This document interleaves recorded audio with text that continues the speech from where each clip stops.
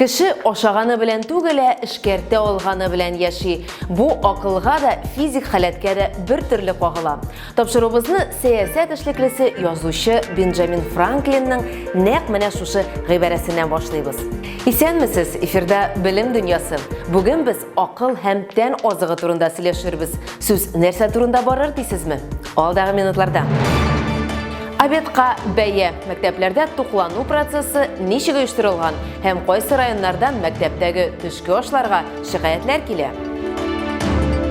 Шиксез мөмкинлекләр. Обилимпикс физик мөмкинлекләре шикле кешеләргә ничек өмет бирә? Геройлар безнең арабызда. Яшь Татарстанлы президент Инстаграмына ничек килеп эләккән?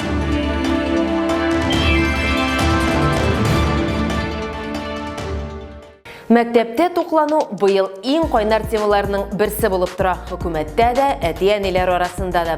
Искәртеп үтик, уку елы башыннан башлангыч сыйныф укучылары бушлай ашау мөмкинлегенә ия булды. Сабыйларны түләүсез кайнар ризык белән тәэмин итү тәкъдиме белән Россия президенты Владимир Путин чыкты. Федераль дәрәҗәдә закон кабул ителде, бардык төбәкләр дә этаплап әлеге карарны тормышка ашыра башлады. Законны гамәлгә ашыруга Россия хөкүмәте федераль бюджеттан субсидияләр бүлеп бирде.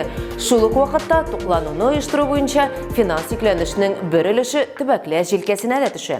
Мәсәлән, Татарстанда бүгенгә 209 мең башлангыч сыйныф укучысы белем ала. Аларның һәр кайсы федераль һәм төбәк бюджетлары хисабына кайнар ризык белән тәэмин ителгән. Әйтеп үтәргә кирәк, республикада туклану процессын оештыруны гына түгел, төшке ашларның сыйфатын да тикшереп анализлыйлар. Мөрәҗәгатьләр дә көн дә мониторинг уза. Район башлыклары һәм министрлык җитәкчелеге мәктәпләргә йөреп, контроль тикшерүләр уздыралар. Хәбәрчебез Мәрсилә Искәндәрова шундый рейдларның берсендә булды һәм мәктәпләрнең күпчелеге куелган бурычларны яхшы гына үтәсә дә, кайбер мәктәпләрдә укучыларның гомумән төшке ашларсыз калганын күреп кайтты. Быелгы уку елыннан Владимир Путин мәктәп укучыларын бушлай кайнар аш белән тәэмин итүне раслаган иде. Ата-аналар һәм балалар өчен бу бик яхшы хәбәр булса да, шушы вакыт аралыгында инде шикаятьләр дә килеп өлгерде. Аларны борчыган төп проблема мәктәптә пешекчеләр җитмәүе, ризыклар салкын һәм боткалар тәмле түгел. Ата-аналар шикаятләренең берсе Тукай районы Кече Шилнә мәктәбеннән килгән иде. Сәбәбе ачыкланды. Пешекчеләрнең эштән азат ителүе, азык-төлек блогы штатында яңа хезмәткәрләр авыруы. Шуңа мәктәп укучылары үзләре генә мөстәкыйль тукланган. Хәзерге вакытта мәктәптә туклану торгызылган. 310 укучы һәм 23 укытучы көн саен кайнар ризык ашый. Балаларын мәктәпкә илткән һәр ата-ана аларның тамаклары тук булуын тели. Бу уку елыннан башлап бөтен мәктәпләргә дә кайнар аш программасы кертелде. Без бүген сезнең белән Сторман районында әлеге процессның ничек барышын, балаларның ничек туклануын сезнең белән бергәләп күзәтәчәкбез. Яшелчәләр, җиләк-җимеш, сөт ризыклары, йомырка, шулай ук боткалар бирелә. Билмәннәргә хәтле бирелә инде балалар өйдәгечә тукланалар.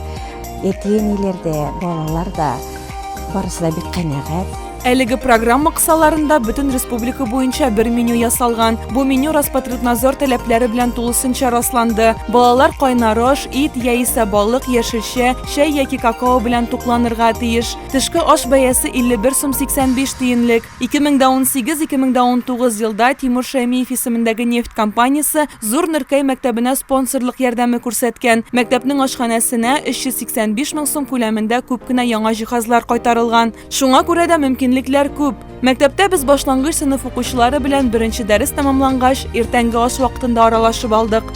Иртән безнең завтракларга ботка көндә фруктлар бирелә, грушалар, алмалар, кисель, какао, йомыркалар, омлетлар бирәбез. Төйлгән шул бәрәңгеләр, гуляш, макарон яраталар бик балалар.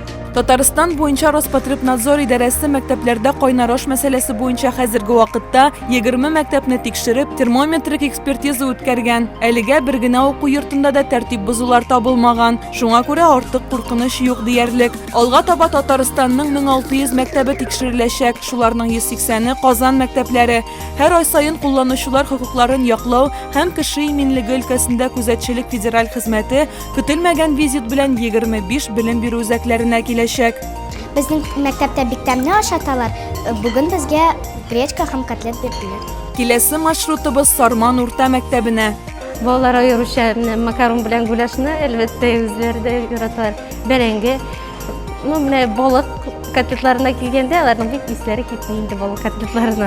Биредә икенче дәрес тамамланды. Башлангыч сыйныфларның әбәт вакыты. Кыңгырау шылтыраганчы ике дежур укучы стәлләргә савыт-саба приборлары, ипи, ашау һәм шәйләрне тарата. Әлеге мәктәптә шулай ук Татарстан мәгариф һәм фән министры урынбасары Алсу Асадуллина ашхана, уку кабинетларын карады, укучылар һәм укытучылар белән аралашты. Bizim de temli oşatalarlık temli. Bizden de makaroni, anda sosiskeler, ereler, anda tağın көп temli eberler, nereler. Сарман гимназиясендә дә булдык. Спорт заллары, уку кабинетлары, музейларны карадык. Һәм әлбәттә укучыларның төшке аш вакыты белән дә таныштык. Бушлай туклану өчен мөмкинлекләр тудырылуына алар бик шат. Гимназиябызда 615 укучы укый. Шуның инде яртысы килеп чыга безнең бушка туклана. Аннан тыш безнең беренчедән алып 4-кә хәтле генә түгел. Льготниклар дип әйтәбез инде, бушка ашаучы балалар бар. 4-тән алып 11-гә, 5-тән алып 11-гә хәтле булган балалар арасында. Алар арасында безнең тагын 27 бала авыр гаиләләрдән бушка ашый. Шунысы шатландыра. Сарман районы мәктәпләрендә авыручылар саны аз, бөтенләй юк та диярлек. Мәсәлән, бүген гимназиядә 615 баладан 6 бала гына укырга килмәгән. Алар да ОРВИ грипп белән генә чирлиләр. Барысы да планлаштырылган. Ашханәләре бөтенесе дә әзер андыйга. Балалар рәхәтләнеп башлыйлар. Мәктәпләрендә исләр тәмле, үзегез күрәсез. Бүгенге көндә Татарстанның башлангыч сыйныфларында белем алучы 209 меңнән артык укучы федераль һәм республика бюджетлары хисабына кайнар ризык белән тәэмин ителгән. Һәрбер мәктәптә ата-аналар комиссиясе бар. Татарстан мәгариф министрлыгында даими кайнар линия ачылды. Теманың актуальлеген исәпкә алып, ата-аналар барлык сорауларны уку елы дәвамында юлларга мөмкин булачак. Татарстан мәгариф һәм фән министры Илсур Хадиуллин күп кенә мәктәпләрдә бу процессларның барышын күзәтеп бара. Хәзер инде шикаятьләр саны кимегән, хәтта киресенчә ата-аналардан канәгатьләр саны арткан. Чөнки буларның барысы да комплекслы уртак эш нәтиҗәсендә килеп чыкты. Студентлар, инвалидлар һәм сәламәтлек мөмкинлекләре шикле затлар арасында һөнәри осталык буенча чемпионат катнашучылары үзләренең уку процессын һәм киләчәк хезмәтен җан һәм акыл азыгы дип атый. Әйтеп үтик, Россиядә Обилимпикс ил күләм чемпионаты башланып китте. Чемпионат 81 төбәктән 2000-нән артык катнашучыны берләштерде. Татарстан данын 122 кеше яклый. Алар барысы да төбәк этабында җиңүчеләр. Быел турнир гадәти һәм традицион форматларда уза. Конкурсантларыбыз күллият һәм техникум базаларында оештырылган 24 бәйге мәйданчыгында 50 компетенциядә көч сынашачак. Шунысында искәртеп үтик, Татарстан Обилимпикс хәрәкәтендә 2016 елдан бирле актив катнашып килә. Узган елны исә республика ил күләм этапта гомум команда зачетында 2нче урынга лаек булды. Ни өчен Обилимпикс катнашучылары киләчәкләрен бәйгедә катнашуда күрә? Хәбәрчебез Гөлфия Гыбайдуллина белеште. Һәрбер кешенең дә үз сәләтен күрсәтергә тулы хокукы бар. Бу көннәрдә мөмкинлекләре шикле затлар һәм инвалидлар арасында һөнәри осталык буенча Обилимпикс милли чемпионаты узды. Биредә барлыгы 77 компетенция буенча студентлар һәм белгечләр көч сынаша. Без Казандагы чемпионат мәйданчыкларының берсе сәүдә-икътисад техникумында. Ул хәрәкәтне үстерү буенча төбәк координацион үзәге булып тора. Хәзер букетны җыярга кирәк, чөнки каркас инде әзерләнеп бетте. Минем барлыгы 1 сәгать вакытым бар. Шул вакыт эчендә букетны җыеп бетерергә һәм базага куярга кирәк. Ярышлар өчен менә дигән шартлар тудырылган. Һәр катнашучы үз компетенцияләре буенча тулаем әзер. Бу елны беренче тапкыр Обилимпикс конкурсы дистанцион көндезге форматта уза. Татарстанда мәктәп укучылары категориясендә 34, студентлар категориясендә 47 һәм белгечләрдән 41 катнашучы ярыша. Республикадан ярышларга 24 милли эксперт бәя бирәчәк. Татарстан буенча ел саен милли ярышларда югары күрсәткечләр була. 2019 елда Татарстан җыелма командасы гомум команда зачетында 2нче урынны яуласа, 2018 елда 3нче урынга ия булды. Я начала заниматься фотографией. Мин инде 5 яшьтән үк бабаем белән бергәләп фото белән шөгыльләнә башладым. Без төрле пленкаларны күрдек, хәзер инде мин 10 ел профессиональ фотография белән шөгыльләнәм. Шушы техникумда укыдым, аннары биредә укыта да башладым. Фотография һәм компьютер технологиясе фәнен укытам. Photoshop һәм башка күп кенә программаларга өйрәтәм. Чемпионат кысаларында IT технологиялар, медицина, сәнәгать, хезмәт күрсәтү өлкәсе, туклану, мәгариф, иҗат һөнәрләре, икътисад һәм финанслар, декоратив гамәли сәнгать компетенцияләре тәкъдим ителә. Милли чемпионатны уздыруда эшлекле профориентация һәм күргәзмә программалары планлаштырылган. Мине монда Олимпикс конкурсына чакырдылар һәм мин бик тырыш әзерләнәм. Үзенең конкурста мин чүлмәк күтәрәм глинадан.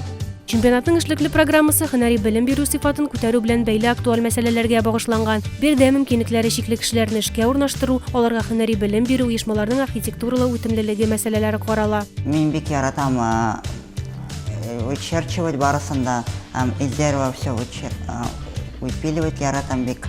Миңа бик бу эш бик куәтле һәм бик яхшы эш, миңа бик ошый. Һөнәри юнәлеш бирү программасы катнашучыларның заманча һөнәрләр турында күзаллауларын киңәйтүгә юнәлдерелгән. Чемпионнардан мастер-класслар, яңа презентацион компетенцияләр тәкъдим ителәчәк. Практически выпускники этого. Әлеге келәтне таңлаган һәрбер студентны белгеч дип була. Бу келәтнең чыгарылыш укучылары үзләре белгечләр дә, остазлар да. Олимпикс ярышы һәркемнең тормышында зур роль уйный дип уйлыйбыз. Укучы да, студент та, белгеч тә. Мөмкинлекләре чикле кешеләр дибез, әмма алар өчен һәр нәрсә чиксез.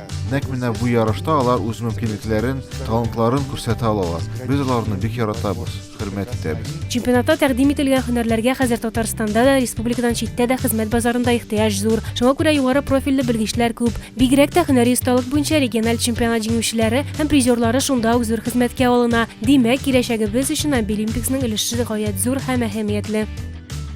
Татарстанның үз геройлары бар. Мәсәлән, Әлки районының 14 яшьлек егете малай нинди яхшы гамәлләр кылган һәм республика президенты Инстаграмына ничек килеп эләккән. Булар хакында традицион кызыклы тәнәфес сәхифәсендә Нияз Рахман сөйләп үтәр.